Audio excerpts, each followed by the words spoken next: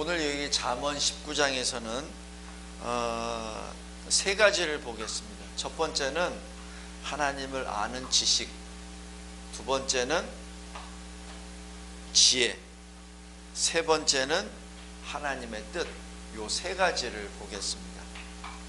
먼저 하나님을 아는 지식을 먼저 보겠습니다. 먼저 2절 한번 보십시오. 지식 없는 소원은 선하지 못하고, 바로 이 지식은 하나님을 아는 지식이 없을 때 하는 소원, 자기의 간구, 자기의 바램, 그것은 하나님이 기뻐하시지 않습니다. 왜냐하면 하나님과 늘 붙어 있어야 되는 것이 우리 사람의 본분입니다. 그런데 지식이 없다고 하는 얘기는 하나님을 모른다는 것이니까 하나님과 떨어진 존재죠. 그 상태에서 자기가 무엇을 원한다고 소원을 합니다. 무엇을 바랍니다. 그것은 하나님이 기뻐하시지 않습니다. 왜냐하면 하나님과 같이 있는 상태에서 바라는 것이 하나님이 기뻐하시는 것이죠. 하나님과 떨어져 있는 상태에서 원하는 것은 하나님이 기뻐하시지 않습니다. 마치 가인이 동생 아벨을 죽이고 난 다음 하나님 앞에서 떠나버리고 난 다음 아마 그 가인이 많은 소원이 있었을 거예요. 근데 그 결국은 뭐죠? 악입니다. 여기 2절은 그냥 단순한 그냥 우리 사람 위주의 말이 아닙니다. 하나님 아는 지식이 없는 자가 바라고 소원하는 것은 하나님을 기쁘시게 하지 않습니다. 그래서 그러한 상태에서 발만 급하면 어떻게 되죠? 행하기만 급하면 잘못 가는 거죠. 이것이 하나님을 아는 지식에 관한 내용입니다. 또 3절 보십시오. 하나님을 아는 지식이 없는 자를 다른 말로 미련한 자라고 표현을 합니다. 미련한 자는 어떻게 하죠? 자기 길을 굽게 하고, 왜냐하면 하나님으로부터 떨어져 나가고 하나님을 아는 지식이 없고 하나님이 무엇을 원하시는지를 모르니까 자기 소견이 옳은 대로 계속 행하니 하나님 보시기에 그 길이 굽어버리는 거죠. 그런데 마음으로는 어떻게 하죠? 하나님을 원망합니다. 참 이것이 아이러니합니다. 하나님을 떠난 자가 이상하게 하나님을 원망을 해요. 하나님을 떠났으면 하나님을 원망할 필요도 없을 텐데 이상하게 하나님을 떠나고 하나님을 아는 지식이 없는 자들은 늘 하나님을 원망을 합니다. 왜? 회개를 안 하니까. 하나님께 돌아가는 그 길, 회개잖아요. 생명에 이르는 길, 하나님께 들어가는 그 길을 안 하니까 늘 원망만 합니다. 세상 타령을 하고 자기 신세 타령을 하고 누구를 탓하고 계속하죠. 그 다음에 이 하나님을 아는 지식이 없는 미련한 사람이 이 10절에 또 있습니다. 미련한 자는 하나님 나라와 그 의를 먼저 구하는 것이 아니라 자기 자신이 원하는 것, 자기 자신의 소욕에 따라 사치하기에 바쁩니다. 그러니 이것은 마치 종이 자기 주인을 다스리는 것과 똑같다고 표현을 합니다. 그 다음에 또 13절 보십시오. 미련한 아들은 아비의 재앙이 됩니다. 바로 이 미련한 아들, 하나님을 아는 지식이 없는 그 아들은 그 아비의 재앙이 되고 만다는 것을 의미합니다. 자, 그런데 이 하나님을 아는 지식을 가진 사람은 어떻게 합니까? 바로 16절 보십시오. 계명을 지킵니다.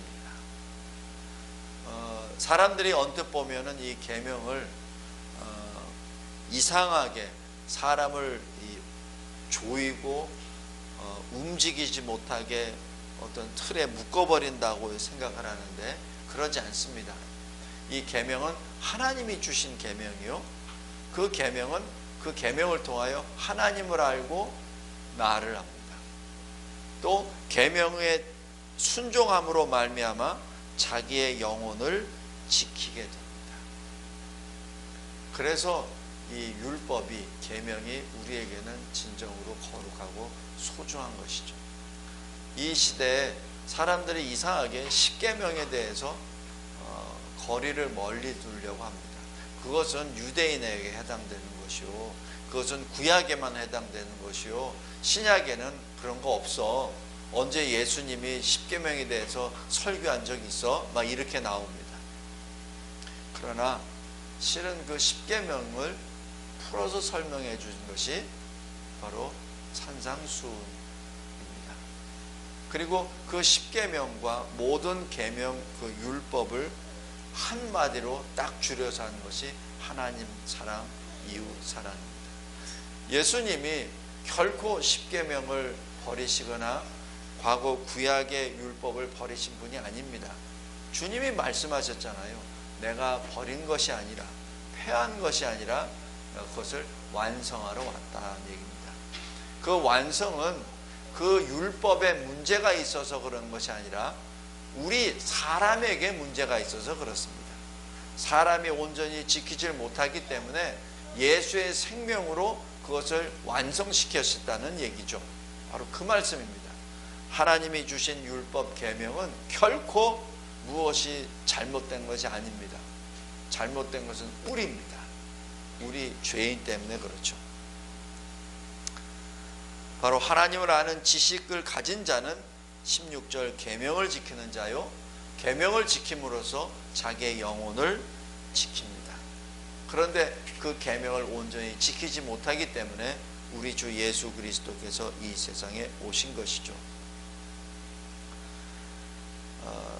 그 다음 이제 하나님의 지혜를 보겠습니다. 하나님의 지혜를 보면은, 지혜란 무엇입니까? 하나님을 경외함으로부터 지혜가 나온다고 했죠. 바로 경외는 무엇이죠? 하나님을 사랑하고 하나님을 두려워하는 그 마음이 같이 있는, 그것이 경외입니다. 8절 보십시오. 지혜를 얻는 자는 자기 영혼을 사랑합니다. 왜 자기 영혼을 사랑하죠? 지혜를 가진 자는 하나님을 사랑하기에 자기를 사랑합니다. 하나님을 사랑하지 않는 자는 자기도 사랑하지 않습니다. 보통들 보면은 잘못 해석을 해서 하나님을 사랑하니까 나는 죽여야 돼. 그래서 나는 뭐 형편없이 없어도 돼. 하나님만 높이면 돼. 라고 얘기를 하는데 그것이 일견 맞는 것 같으나 그러나 그렇지 않습니다. 하나님은 우리를 사랑하시죠. 얼마나 사랑하시냐고요? 독생자를 십자가에 매달려 죽으시기까지 우리를 사랑하십니다. 우리가 진정 하나님을 사랑합니까? 그렇다면 우리는 우리를 사랑합니다. 만약에 우리를 사랑하지 않고 나 자신을 사랑하지 않고 하나님을 사랑한다는 것은 그 거짓말입니다. 그러나 예수님이 너의 몫에 있는 십자가를 메고 나를 따라오라, 너 자신을 내려놓고 나를 따르라는 얘기는 사랑의 우선순위를 말합니다. 하나님을 먼저 사랑한 얘기죠. 무엇이 있을 때, 하나님과 나가 있을 때 하나님을 먼저 사랑하는 얘기죠. 그 얘기는 나를 사랑하지 말라는 것이 결코 아닙니다.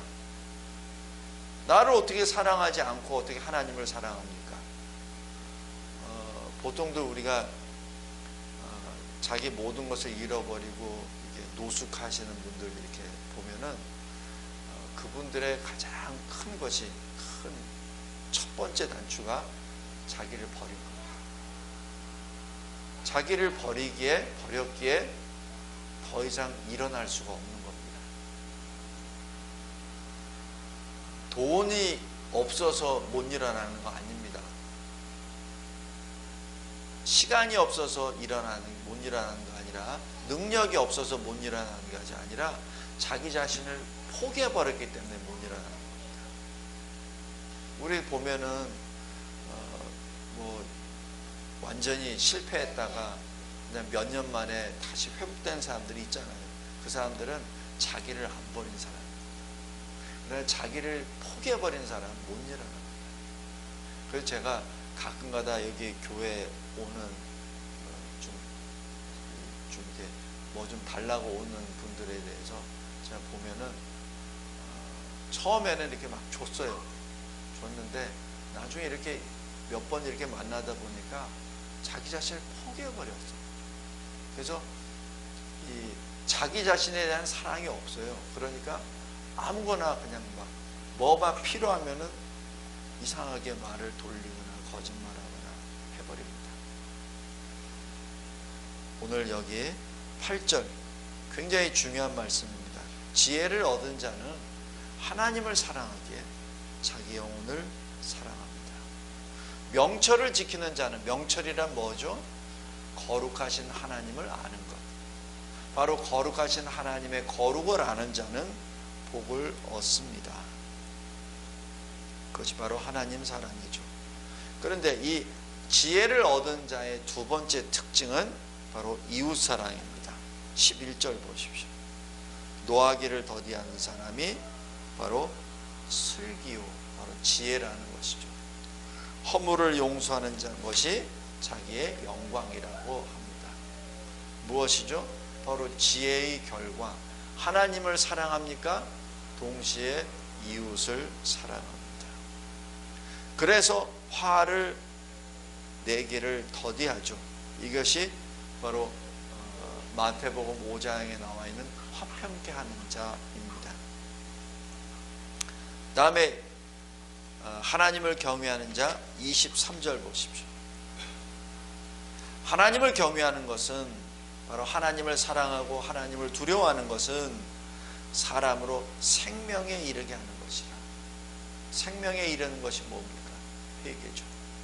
바로 하나님을 사랑하고 하나님을 두려워하기에 내가 하나님께 회개로 나아갑니다. 하나님께로 나아가는 것이죠. 그래서 그들은 어떻게 되죠? 경외하는 자는 자족합니다. 경외하는 자는 자족합니다. 바로 사도 바울이 모든 빈곤함이나 부요함에 내가 자족한다라고 얘기하는 것이 바로 이 내용입니다. 그리고 어떻게 되죠? 재앙을 당하지 아니하느니라. 바로 구원의 길에 섰다는 것을 의미합니다. 또 이 하나님을 경외하는 사람은 바로 17절입니다. 가난한 자를 불쌍히 여깁니다.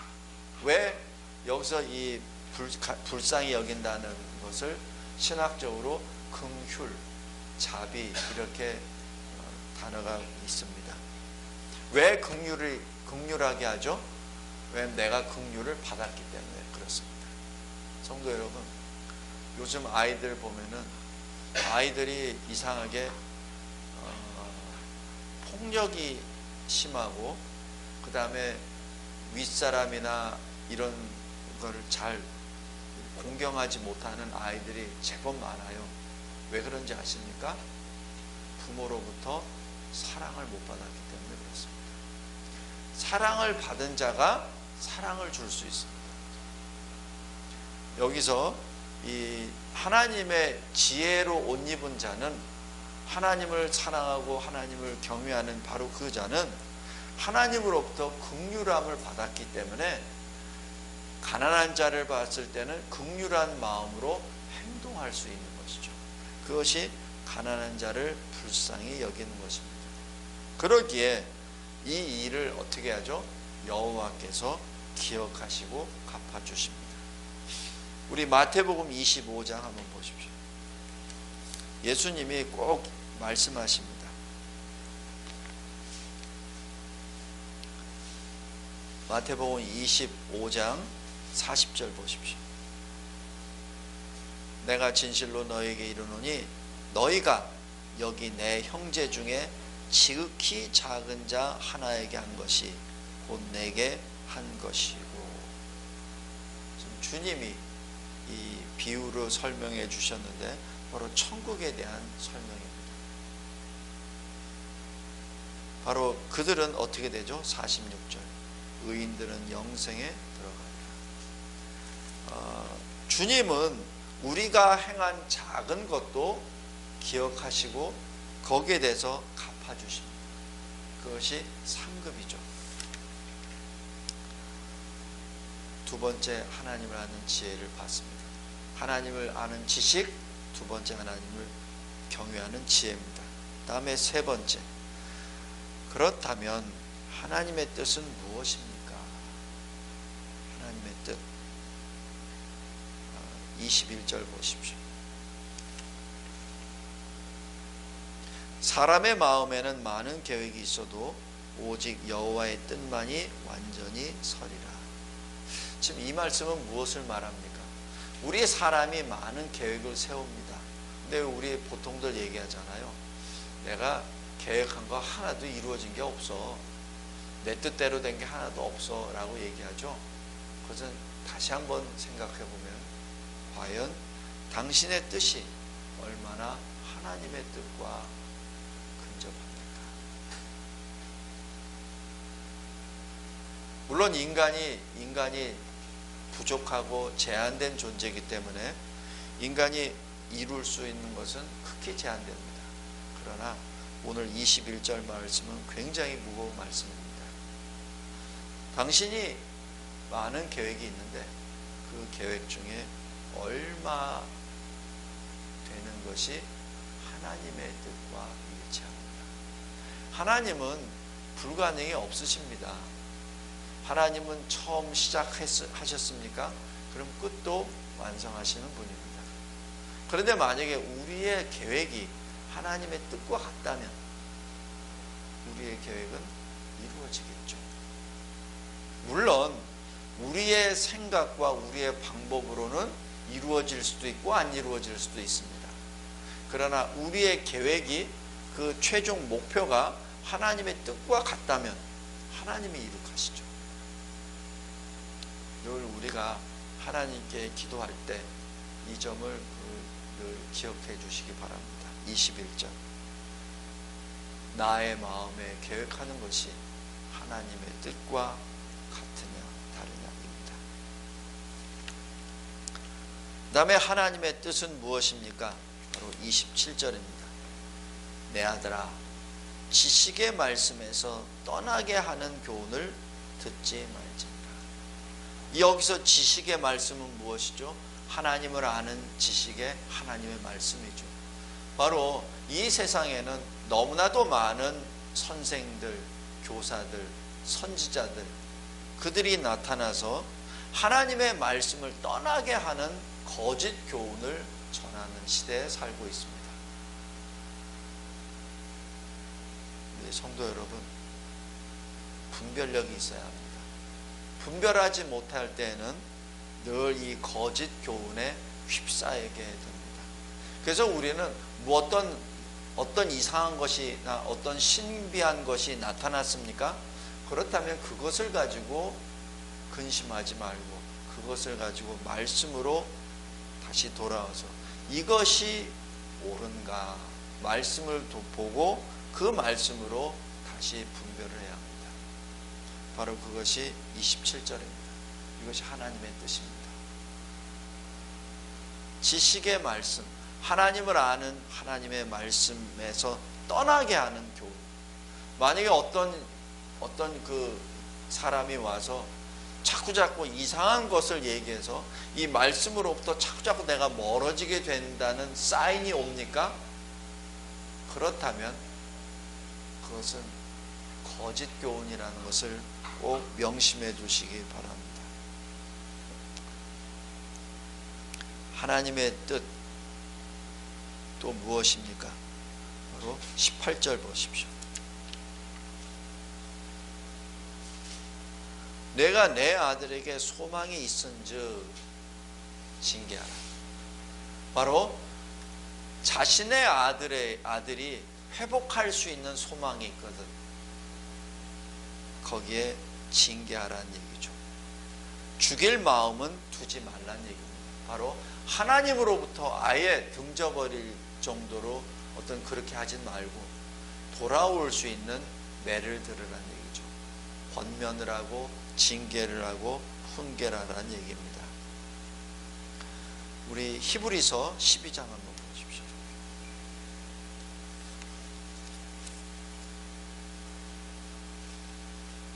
히브리서 12장 5절 하나님의 말씀입니다. 또 아들들에게 권하는 것 같이 너에게 권면하신 말씀도 잊었나니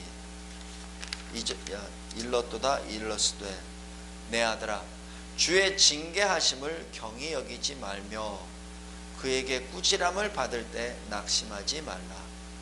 주께서 그 사랑하시는 자를 징계하시고 그가 받아들이시는 아들마다 채찍질 하심이라. 바로 우리가 하나님으로부터 어떤 징계를 받습니까? 나의 잘못, 나의 부족에 대해서 하나님이 나를 그때그때마다 꾸짖으십니까? 그렇다면 그것을 감사로 받으라는 얘기죠. 그것을 낙심하지 말라는 얘기입니다. 여기 7절 보십시오. 너희가 참음은 징계를 받기 위함이라. 하나님이 아들과 같이 너희를 대우하시나니 어찌 아버지가 징계하지 않는 아들이 있으리요. 하나님으로부터 징계를 받습니까? 하나님으로부터 날카로운 책망을 받습니까? 그 자체가 하나님의 아들이라는 증거라는 말이죠. 8절 보십시오. 징계는 다 받는 것이거늘 너희에게 없으면 사생자요 친아들이 아니니라.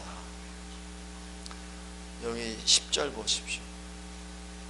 그들은 잠시 자기의 뜻대로 우리를, 여기서 그들은 육신의 아버지입니다.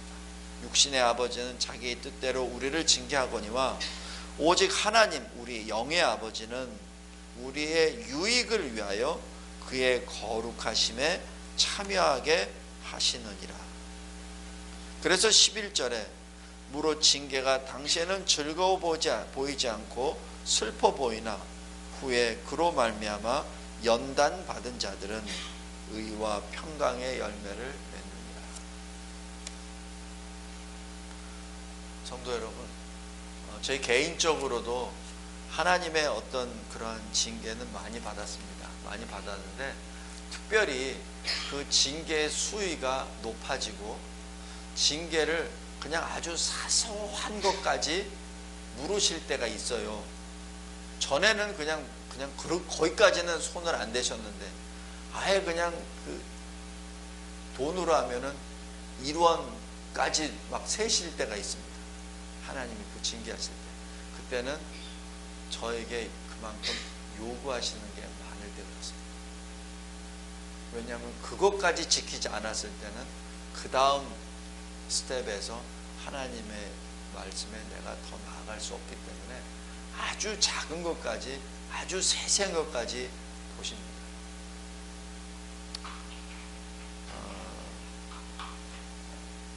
하나님의 뜻은 하나님이 주시는 징계, 권고, 훈계를 들으라는 얘기죠. 그 다음에 20절 보십시오. 너는 권고를 들으며 훈계를 받으라. 그리하면 내가 필경 지혜롭게 되리라 라고 말씀합니다. 바로 권고와 훈계는 하나님이 우리에게 지혜를 주시기 위한 하나의 방편이기도 합니다. 그 다음에 25절 보십시오. 명철한 자를 견책하라. 그리하면 그가 하나님을 아는 지식을 얻으리라. 거룩한 하나님을 아는 자는 견책하라. 그리하면 그가 하나님을 아는 지식을 더하리라 라는 말씀입니다. 대신에 이제 마지막 하나님의 뜻은 어디에 있습니까? 바로 이러한 하나님의 지식, 하나님을 아는 지식과 하나님을 경외하는 지혜와 하나님의 뜻을 행하는 모든 자들 이외에 있는 자들은 어떤 모습입니까? 바로 1절입니다. 거짓입니다. 입술이 패역합니다. 5절 보십시오. 거짓 증인입니다. 거짓 증인은 어떻게 하죠? 벌을 면하지 못합니다. 9절 보십시오. 거짓말을 뱉는 자는 망합니다. 그리고 그 결과 28절 보십시오. 망령된 증인은 정의를 없인 영이고 악인의 입은 죄악을 삼키게 됩니다. 또 이러한 악을 즐기는 자는 어떤 자죠? 게으른 자입니다. 15절 보십시오. 게으름이 사람으로 깊이 잠들게 합니다. 그래서 게으른 자는 계속 궁핍하고 배가 굼습니다. 24절 보십시오. 게으른 자는 어느 정도 게을러지냐면은 자기 손을 그릇에다 내놓고 이것을 그릇에 있는 밥을 자기 입에다 떠올리는 것까지 싫어합니다. 무엇을 말하죠? 자기 생명을 포기해버립니다. 게으름입니다. 그 다음에 하나님의 말씀에 대적하는 자의 또 하나의 표적은 뭐냐면은 바로 10계명 중 5계명을 어기는 자입니다. 26절 보십시오. 아비를 공경해야 되는데 오히려 아비를 구박하고 어미를 쫓아냅니다. 그 다음 하나님보다 자기 자신을 더 생각하는 자는 바로 재물을 더 아끼죠. 4절 보십시오. 재물은 많은 친구를 더하게 합니다. 왜? 재물로 친구를 모은 것이죠. 그렇기 때문에 재물이 떨어지면 어떻게 되죠? 친구도 떨어집니다. 6절 보십시오. 너그러운 사람에게는 사람들이 많이 와서 뭘 도와달라고 하죠. 선물을 많이 주는 자도 마찬가지 친구들이 많이 옵니다. 그러나 하나님이 빠진 상태에서 재물만 가지고 있을 때는 마치 사절이 되어버립니다. 재물이 떨어지면 모든 사람들이 다 나가버리죠. 7절 보십시오. 가난한 자는 어떻게 했습니까? 형제들로부터 미움을 받습니다. 그냥 막 쫓아다니면서 친구야 친구야 라고 쫓아다닌다 하더라도 그들에게는 더 이상의 친구가 존재하지 않습니다. 왜 그렇죠? 재물이 그들의 중심이 되어버리기 때문에 그렇습니다. 하나님이 그들의 중심이 되었으면 가난한 자가 됐든 재물이 있든 항상 그에게는 하나님을 공경하고 하나님을 아는 지식과 지혜가 있는 자들이 모일 텐데 그렇지 않다는 얘기죠. 14절 보십시오. 집과 재물은 조상에게서 상속됩니다. 다시 얘기해서 하나님으로부터 온 것이 아니라는 것을 의미합니다. 자, 마지막 29절 보겠습니다. 하나님의 뜻은 하나님을 거스르는 거만한 자, 어리석은 자, 영벌입니다. 아까 마태복음에 있었던 것처럼 악인은 영벌로, 의인은 영생으로 인도됩니다. 말씀을 맺겠습니다. 오늘 여기 잠언 19장에 하나님을 아는 지식, 바로 그 하나님을 아는 지식을 가진 자는 계명을 순종하고 계명을 순종함으로 자기 영혼을 지킨다고 하였습니다. 하나님을 경외하는 지혜가 있는 자는 어떡하죠? 하나님을 사랑하고 이웃을 사랑합니다. 그리고 하나님의 뜻을 아는 자는 어떻게 되죠?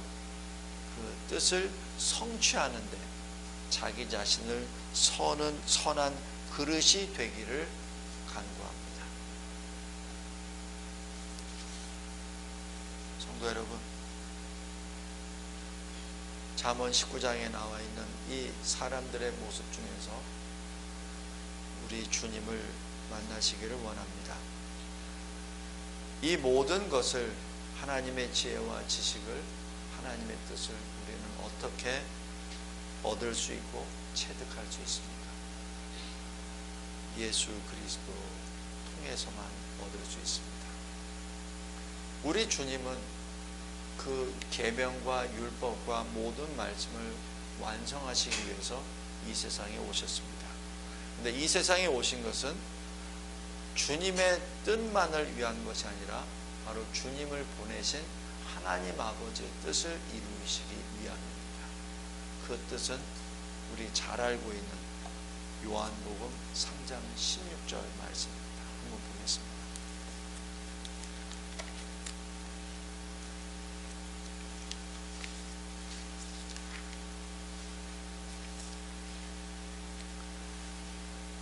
하나님의 말씀입니다. 하나님이 세상을 이처럼 사랑하사 독생자를 주셨으니 이는 그를 믿는 자마다 멸망하지 않고 영생을 얻게 하려 하심이라. 이것이 하나님의 뜻입니다. 하나님의 뜻은 바로 예수 그리스도를 믿음으로 영생을 주시겠다는 것이죠. 바로 여기 잠언 19장에 나와 있는 그 길고 긴 많은 그 내용을 한마디로 결론을 짓는다면 바로 3장 16절입니다.